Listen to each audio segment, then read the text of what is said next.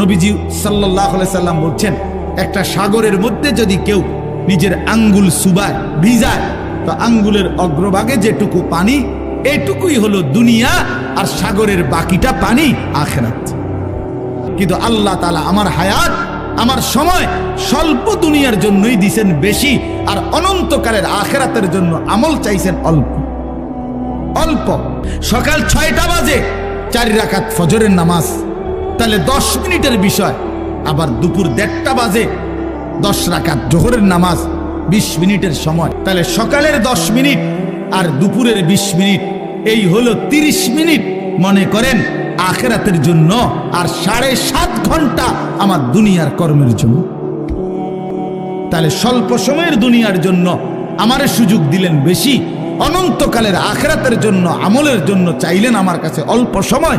এটাও আল্লাহর জন্য আমরা দেব না?